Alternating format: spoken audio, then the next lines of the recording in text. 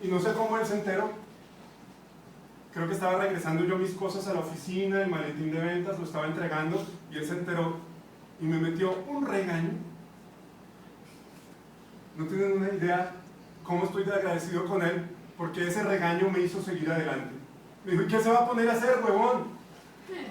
Entonces va a ir a su casa a morirse, a deprimirse. Tenía lo de un taxi. Perdón por la palabra, profe, así fue como me dijo. Tenía lo de un taxi. Y yo no sé, Dios es muy grande. Fui y vendí. Fui y vendí, pero yo iba a renunciar. Ahora, ¿cuál crees que era mi sueño? ¿Un carro? ¿Un carro? Miren, la gente que tiene 37,000 pesos en Bogotá para comprar una máquina como esta no vive donde yo vivía. Vive lejos. Yo llamaba a los taxis porque además por seguridad era muy inseguro tomar un taxi en la calle, más allá en Bogotá, donde es un poquitito más inseguro. Y yo llamaba al taxista y era rogando para que no fuera a tener alterado el taxímetro, para que no fuera costoso.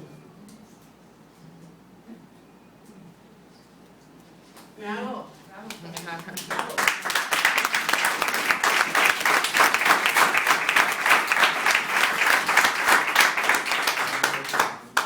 Iba, la señora me daba la cita, yo iba, llegaba a la casa, generalmente la cita era en la noche, a las 8 de la noche, para que estuviera el esposo y pudieran decidir la compra entre los dos. Porque si iba en la mañana o en la tarde, ella decía: la máquina está muy bonita, pero yo no tengo dinero. Yo iba, hacía mi presentación, pero había veces en que me dejaban plantado. Yo llegaba y al principio me bajaba con mis cosas del taxi, timbraba, el taxi se iba. Era un lugar de esos donde no pasa un taxi, es un desierto porque son casas, son colonias donde no van los taxis. Yo timbraba y nadie me abría. Y yo decía: ¿y ahora qué hago? ¿Y ahora qué hago? Pues lo que podía hacer era agarrar mis cajitas, mi maletín y ponerme a caminar. Y sacaba del maletín el Walkman y me ponía a escuchar los audios.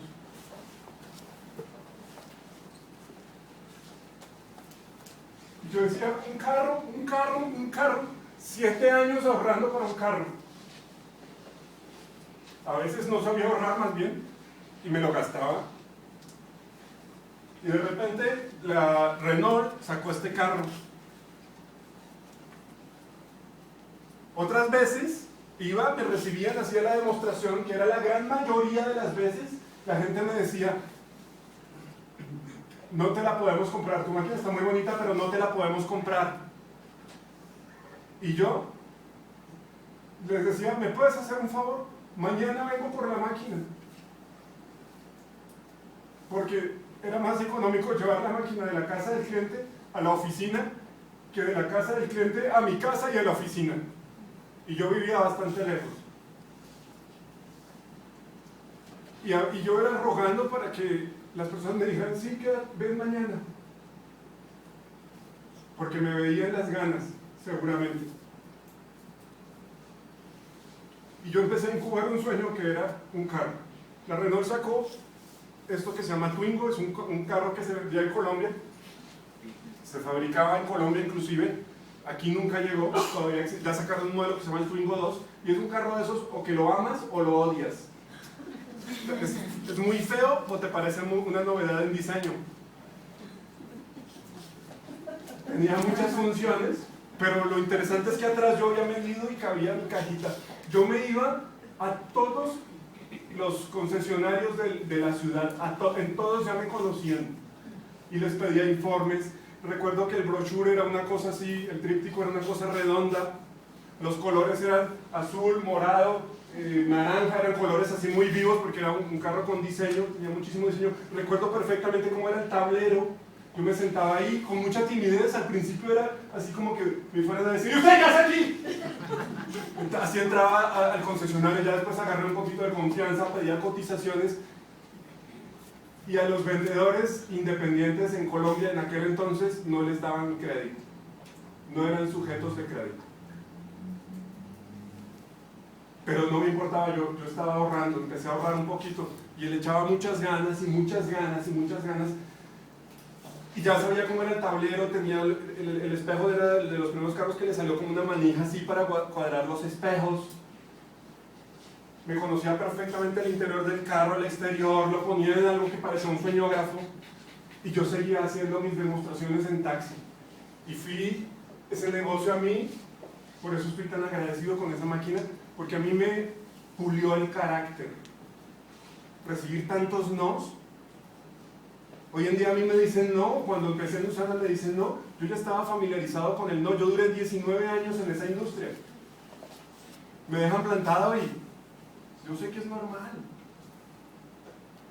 es natural. Cuando completé lo del enganche,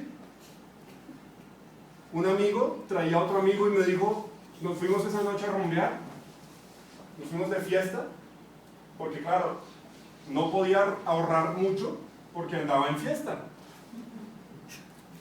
Y mi mejor amigo me dijo, Fabio, Juan Carlos necesita, eran 2 millones de pesos colombianos, $1.000 lo del enganche. Y me dijo, Juan Carlos necesita lo del enganche. Lo que tú tienes, 2 millones, perdón, necesita que le prestes 2 millones. Si él no consigue 2 millones, lo van a matar. Juan Carlos no era mi amigo. Mi amigo me dijo, présteselos que yo respondo. Hasta el sol de hoy nunca he visto ese dinero, nunca me compré mi sueño. Pero el sueño me dio la energía para seguir adelante. Yo estaba enamorado de esta cosa.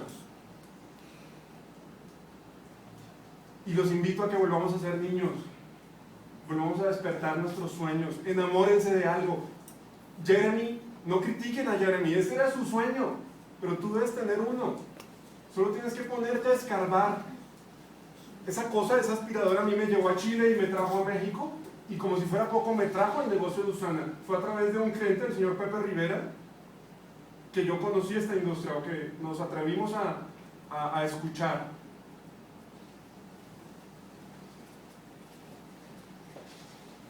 ¿En qué te estás apoyando? ¿En tus miedos? ¿En no puedo? ¿O en tus porqués?